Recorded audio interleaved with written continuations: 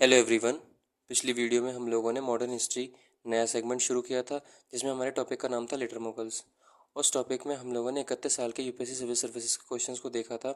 आज की वीडियो में यूपीएससी के द्वारा जो दूसरे एग्जाम कंडक्ट होते हैं फॉर एग्जांपल एनडीए वगैरह उनके सवालों को देखेंगे। टॉपिक हमारा सेम होगा मॉडर्न हिस्ट्री का, जो कि हमारे लेटर मुगल्स थे। अच्छा, ये जो पीरियड था इसमें शिफ्ट हो रहा था मॉडर्न हिस्ट्री मिडिवल हिस्ट्री से, क्योंकि मिडिवल हिस्ट्री ख़त्म हो रहा था after the death of Aurangzeb. उसके बाद हमारा मॉडर्न हिस्ट्री शुरू हो रहा था। और साथ ही साथ यूरोपियन पावर जो थी वो इंडिया में सेटअप हो रही थी, इंडिया में इस्टेब्लिश हो रही थी। वो नई नई फैक्ट्रीज जो थी, नई नई डील्स, नए नए वॉर इंडिया में लड़ रही थी, जिससे कि इंडिया की जो हिस्ट्री थी वो चेंज हो रही थी। तो आज की वीडियो में हम लोग उन सवालों को देखेंगे, उनकी थीम्स को डायरी में नोट डाउन करेंगे, और अगली वीडियो में हम लोग इनके सॉल्यूशंस को डिटेल में देखेंगे, कैसे क्रिप्स और कंसाइज वे में, जिससे कि हम लोग यूपीएससी पॉइंट ऑफ व्यू से स्टिक रहें। जो कि हमारी थीम्स इंपॉर्टेंट हैं उन्हीं को केवल ध्यान रखें और अपना सिलेक्शन इंश्योर करें। तो आज की वीडियो का पहला सवाल क्या है? At which one of the following places did British East India company found it's factory in 1611? तो अगेन वही बात आ गई कि एनडीए 2025 का सवाल है कि 1611 में अंग्रेज़ों ने अपनी कहाँ फैक्ट्री स्टैब्लिश करी थी। 1611 में अंग्रेज़ों ने अपनी टेम्प्रेरी फैक्ट्री स्टैब्लिश करी थी मसूलीपट्टनम में। परमानेंट फैक्ट्री तो उन्होंने 1613 में स्टैब्लिश करी थी सूरत में। खैर कोई बात नहीं, हम लोग इस सवाल से एक बात समझे क्या कि जो यूरोपियन पावर्स थी, पहली चीज़ ये, वो कब हिंदुस्तान में आई, कहाँ पर उन्होंने फैक्ट्री स्टैब्लिश करी, किस साल में फैक्ट्री स्टैब्लिश करी, उनकी ईस्टर्न कोस्ट पे इंडिया के कौन कौन सी फैक्ट्री थी और वेस्टर्न कोस्ट पे इंडिया की कौन कौन सी फैक्ट्री थी। ये सारी चीज़ें याद करनी क्यों? क्योंकि कल को वो आज हमसे इंग्लिश की पूछ रही हैं, आज हमसे ब्रिटेन की पूछ रही हैं, कल को वो हमने पुर्तगीज़ की पूछ सकती है, डच की पूछ सकती है, डेन्स की पूछ सकती हैं, फ्रांसीसियों की पूछ सकती है। तो हम लोगों को होलिस्टिकली पता होना चाहिए कि किसने कहाँ पर कब फैक्ट्री स्टैब्लिश करी थी और उस फैक्ट्री से ट्रेड कहाँ पर होता था, किस चीज़ का होता था। मैं आपको बेसिक जानकारी दे दूँगा, उसी से आपके सारे सवाल बन जाएंगे। तो इस थीम को मैं अपनी डायरी में नोट डाउन कर लूँ। थीम हमारी क्या है? जो हमारी थीम है वो थीम है हमारी factories establish with year and European power, यानी कि किसी यूरोपियन पावर ने कौन सी फैक्ट्री इस्टेब्लिश करी थी, कहाँ पर, विद ईयर। अगला सवाल हमारा क्या बोल रहा है कि which of the following is are correct. CAPF 2024 का सवाल है कि इनमें से कौन सी बात सही है। The Dutch transported silk goods from Bengal through Hooghly, और फिर cloves and nutmegs were collected at Surat by Dutch and exported to Europe.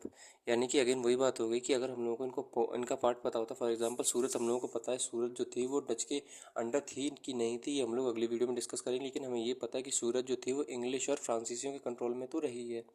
तो इस वीडियो से हम लोग को ये बस, इस सवाल से हम लोग को ये बात समझ में आ गई क्या, कि कहाँ पर किसने कौन सी फैक्ट्री स्टैब्लिश करी थी। अगेन जो मैं पिछली बार बता चुका हूँ, ये वैसे CAPF 2024 का सवाल है, कहाँ पर किसने कौन सी फैक्ट्री स्टैब्लिश करी थी और उस फैक्ट्री से क्या इंपोर्ट क्या एक्सपोर्ट होता था, उस फैक्ट्री का सिग्निफिकेंस क्या था, ये पता होना चाहिए। फॉर एग्जांपल फोर्ट विलियम्स की बात करेंगे, फॉर एग्जांपल सेंट जॉर्ज की बात करेंगे, फोर्ट जॉर्ज की बात करेंगे। वैसे अंग्रेज़ों के 3 थे ना मेन, एक बॉम्बे में, एक हमारा कलकत्ता में, एक हमारा मद्रास में।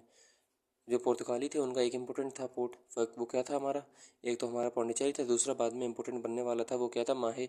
तो खैर इन सारी चीज़ों को हम लोग डिटेल में करेंगे, कौन सा मिलिट्री पोर्ट होता था, कौन सा सिग्निफिकेंस था किसका, सारी चीज़ों को हम लोग देखेंगे डिटेल में। सॉल्यूशन जब इनका देखेंगे तब। अगला क्या, विच of the following is correct. CDS 2024 का सवाल है। सवाई जो राय सवाई जयसिंह थे of Amber promoted widow remarriage. जो सवाई जयसिंह थे अंबर के, उन्होंने विडो रीमैरिज को प्रमोट किया था। मराठा जनरल परशुराम भाऊ प्रमोटेड विडो रीमैरिज। और अगला, राजा राम मोहन रॉय अपोज्ड सती। तो इनमें से कौन सी बात सही है? तो देखो यार, सवाई जयसिंह जो थे ये मोर और लेस अपनी ज्योमेट्री के लिए, अपनी जो आर्किटेक्चर था उसके लिए फेमस होते थे। तो यार ये जो टॉपिक होता है ये बहुत ही ज़्यादा वेग होता है, क्योंकि इसमें पावर शिफ्ट हो रही थी। जो रीजनल पावर थी वो अपना सिग्निफिकेंस बढ़ा रही थी, और जो सेंट्रल पावर थी मुगल डायनेस्टी वो अपने डिक्लाइन पे थी, अपने डाउनफॉल पे थी। तो इस टाइम पर जो मेन मेन पावर थी, फॉर एग्जांपल कर्नाटक में कौन रूलर था, हैदराबाद का कौन रूलर था, त्रावणकोर का कौन रूलर था, मैसूर का कौन रूलर था, मराठा का इमरजेंसी हो रहा था। इन सारी चीज़ों को हम लोग डिटेल में देखेंगे। वैसे ही जब आप इसकी बात करोगे रेडियो रीमैरिज की, अच्छा ये क्या होता है, ये पर्सनैलिटी तो ऐसी हैं जिनके बारे में देखो यार, ये जो होता है एक ब्राउन एरिया होती है। कैसे कि हम लोग जब पहली बार इस सवाल को देखेंगे तो हम लोग के दिमाग में ये आना चाहिए कि अच्छा स्टेटमेंट लिखा है तो सही ही लिखा होगा, लेकिन उसमें दो केस बनती है, या तो सही होगा या गलत होगा। अगर हम लोगों को इनकी डिटेल नॉलेज होगी कि ये जो जयसिंह थे अंबर के, ये अपने आर्किटेक्चर और ज्योमेट्री के लिए जाने जाते थे, तो फिर हम लोग पता चल जाएंगे कि इन्होंने अगर विडो रिमैरिज करी भी होगी प्रमोट, तो ये जो है इसके बारे में हिस्ट्री में कोई डिटेल एविडेंस मिलता नहीं है।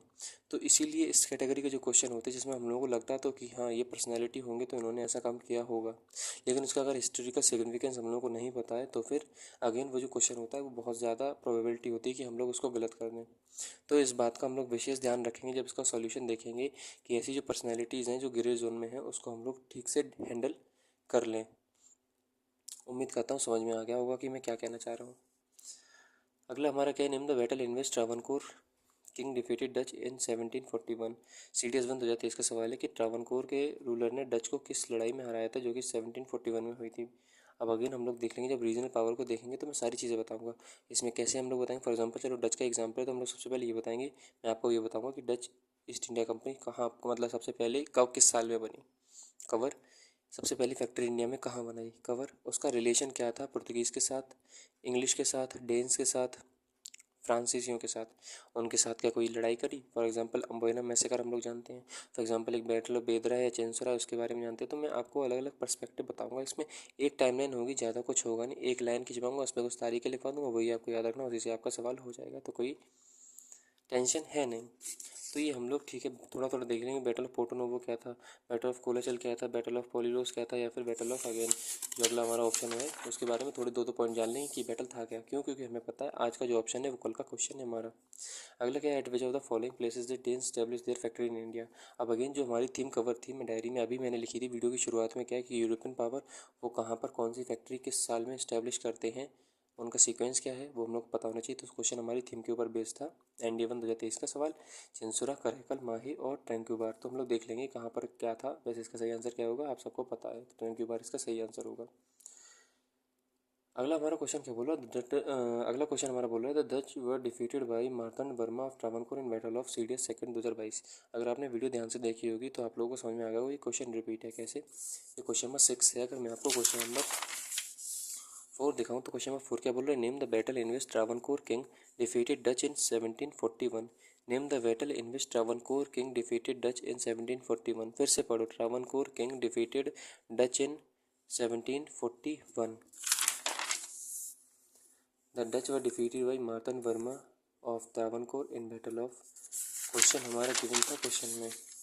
अब ज़रा ऑप्शन हम लोग देखें कि name the battle, again battle वाला क्या है रिपीट हो रहा है। बैटल ऑफ पोर्टोनोवो है क्या ऑप्शन में, बैटल ऑफ कोलाचल है, बैटल ऑफ पोलिलोस, इनमें से कौन सा है। तो देखो इधर तो बैटल ऑफ बांडी पास हो जो तो हम लोग एंग्लो फ्रेंच वॉर में देखते हैं। अच्छा Anglo French war, Anglo Mysore war, Anglo Karnataka war, Anglo Sikh war, Anglo Maratha war, इन सभी को हम लोग टाइमलाइन के थ्रू देखेंगे तो आपको टेंशन की कोई ज़रूरत है नहीं। तो बांडी वॉश ऑप्शन में था नहीं। फिर ये राक्षसी तागड़ी, ये जो तंगड़ी है ये भी ऑप्शन में था नहीं। फिर ये पुललूर भी ऑप्शन में था नहीं। ये देखो सोलाकल इधर भी है और कोलाचल इधर भी है, यानी कि ऑप्शन नंबर बी इधर और ऑप्शन नंबर डी इधर। तो मैं ये कहना चाह रहा हूँ जो मोरल ऑफ द स्टोरी है, जो समरी है, जो एसेंस है वो ये है कि क्वेश्चन रिपीट होते हैं, थीम्स रिपीट होती हैं। क्वेश्चन बहुत कम रिपीट होंगे, ठीक है। CDS 2 2022 में पूछा गया था, वो CDS 2023 में पूछ लिया गया। क्वेश्चन रिपीट होगा लेकिन उसकी प्रोबेबिलिटी कम है, लेकिन थीम्स बहुत ज़्यादा रिपीट होंगी। अगर हम लोगों को पता होता कौन सा बैटल कौन सा है, चारों ऑप्शन अगर हम लोग देख लें एक बार, तो अगली बार फॉर एग्जांपल 2026 में, 27 में, 28 में UPSC अगर हमसे बैटल ऑफ बंडीवास पूछ लेगा तो हम लोग को पता होगा कि हाँ बैटल ऑफ बंडीवास जो होता है वो अंग्रेज़ों और फ्रांसीसियों के बीच में होता है। कब, आगे देखेंगे। कर्नाटक वॉर होता है, कब होता है क्या नहीं होता तो मैं आपको बताऊंगा आगे। पुललूर के बारे में अगर हम लोग को पता होगा तो हम लोग देख लेंगे, अगर बाद में इसके ऊपर डेडिकेटेड क्वेश्चन बनता है तो इसको आराम से हैंडल कर लेंगे। तो आप लोग मेरी अप्रोच समझ गए कि हम लोग की अप्रोच क्या है, सिंपल है, इफेक्टिव है। ज़्यादा अपने को तोते पाल नहीं है, बिल्कुल सिंपल चीज़ रखेंगे, टू द पॉइंट चलेंगे, बस सिलेक्शन हो जाएगा। Where in South India did British East India Company constructed a trading post in 1639। Again वही बात आ गई, ब्रिटिश ने कहाँ पर ट्रेडिंग पोस्ट बोल लिया, फैक्ट्री बोल लो, साउथ इंडिया में 1639 में कहाँ होती है। तो मैं आपको अगेन टाइमलाइन पे बता दूंगा क्या। वैसे मैंने इसका डेडिकेटेड शूट बनाया है कि 1639 पे वो मद्रास में बनाते हैं अपनी, ठीक है। तो हम लोग इसको देख लेंगे डिटेल में। अब देखो अगेन कुडलॉस है, कलस्ती है, करवर है, इनके बारे में भी आपको डिटेल में बता दूंगा कि किसकी यहाँ पे फैक्ट्री थी किसकी नहीं थी। तो ये टॉपिक है, ये बहुत ज़्यादा इजी है अगर इसको पढ़ने की अप्रोच हमारी सिंपल होगी तो। मेरा तो एक ही है कि आप बी सिंपल, जितने ज़्यादा आप सिंपल रहोगे उतने ज़्यादा आप डेकोरेटिव बन जाओगे, बात खत्म। अगला हमारा क्या है, which of the following is our correct. NDA 2 2022 का सवाल है कि डच ईस्ट इंडिया कंपनी बस form after the formation of. ये देखो मैंने इस पर इसलिए स्टार मार्क लगा के रखा है कि 95% या फिर मैं बोल रहा हूँ 99, देखो डायरी का कोई काम नहीं, मैं दर्द दे रहा हूँ। 99% प्रोबेबिलिटी है कि आप इस क्वेश्चन को गलत करोगे। 99% प्रोबेबिलिटी है। अगर आपने सवाल को ध्यान से नहीं पढ़ा तो बहुत ज़्यादा प्रोबेबिलिटी है कि आप इस क्वेश्चन को गलत हैंडल कर ले जाओगे। सवाल में ऑप्शन नंबर 1 क्या बोल रहा है हमारा, Dutch East India company was found after the formation of British East India company. दूसरा हमारा क्या बोला, Vasco da Gama reach Calicut इन 1498। ठीक है, ऑप्शन नंबर 2 इतना ज़्यादा कुछ है नहीं, दूसरा तो सही है, जमुरी नुआ का राजा होता है। मैं यार इसका सॉल्यूशन नहीं बता रहा हूँ, बस मैं ये बता रहा हूँ कि सवालों को ध्यान से कैसे पढ़ा जाता है। ध्यान से ऐसे पढ़ा जाता है क्या कि बहुत सारे लोगों ने इसका आंसर दे भी दिया होगा कि इसका आंसर क्या है, ओनली 2 है, लेकिन इसका पता करेक्ट आंसर क्या है, बोथ 1 और 2 आर करेक्ट। क्यों? क्योंकि देखो जब आप ध्यान से सवाल को पढ़ोगे तो सवाल में हमसे पता क्या बोला जा रहा है कि कंपनी कब फॉर्म हुई है, कौन सी, डच वाली कंपनी कब फॉर्म हुई है, अंग्रेज़ों की कंपनी कब फॉर्म हुई है। सवाल हमसे ये नहीं बोल रहा है कि इन्होंने इंडिया में कब फैक्ट्री स्टैब्लिश करी है। फॉर एग्जाम्पल एक वो होती है निमोनिक्स कि सबसे पहले हिंदुस्तान में पुर्तगीज़ आए, फिर डच आए, फिर इंग्लिश आए, फिर डेन्स आए, फिर फ्रांसीसी आए, तो पीडीएफ होता है ना, तो उसमें बीच में ईडी लगाना है। तो ये हम लोग को पता होता है, तो हम लोग कह देंगे यहाँ पुर्तगाली आए थे, पुर्तगाली के बाद डच आए थे, फिर इंग्लिश आए थे। ऑप्शन क्या बोल रहा है, और क्वेश्चन ये बोल रहा है कि डच जो थे वो अंग्रेज़ों के बाद फॉर्म हुए थे। हम लोग कहेंगे नहीं, बाद में कहाँ, ये तो पहले आए थे, यानी कि ऑप्शन नंबर 1 गलत, बी सही है। यहीं पे हम लोग गलत हो जाएंगे। हमसे ये नहीं बोला गया कि इंडिया में सबसे पहले कौन आया था, कौन नहीं आया था। हमसे ये बोला जा रहा है कि इंडिया में सबसे पहले, इंडिया छोड़ो, कंपनी सबसे पहले कहाँ बनी। तो ये कंपनी 1600 में बन गई थी और ये कंपनी 1602 में बनी थी। तो जो सवाल हमसे बोल रहा है ना कि Dutch East India company was formed after formation of British India company, बिल्कुल सही बात है। ब्रिटिश जो थे वो 1600 में इनकी कंपनी बन चुकी थी, जॉन कंपनी, और ये जो कंपनी थी 1602 में बनी थी, यानी कि अंग्रेज़ों की कंपनी पहले ही बन चुकी थी। लेकिन अगर आप ये कहोगे कि हिंदुस्तान में कौन पहले आया, तो डच पहले आए थे। तो ऐसे हम लोग एक सवाल है, बस इतने ही सवाल थे लेटर मुगल से, जो हम लोग अगली वीडियो आएगी उसमें इनका डिटेल में सॉल्यूशन देखेंगे। आपका कोई भी सजेशन तो ज़रूर मुझे बताना, अगली वीडियो में आप लोग सॉल्यूशन देखना, तब मैं आपको बता दूंगा कि ऐसे क्वेश्चंस को डील कैसे करते हैं, कैसे पढ़ते हैं, क्या अप्रोच होनी चाहिए। तो अगली वीडियो में हम लोग मिलते हैं। कोई भी सजेशन हो कमेंट में ज़रूर बताना, कैसे और मैं इम्प्रूव हो सकता हूँ वो भी बताना। तो अगली वीडियो में हम लोग मिलेंगे। टिल देन जय हिंद, जय भारत।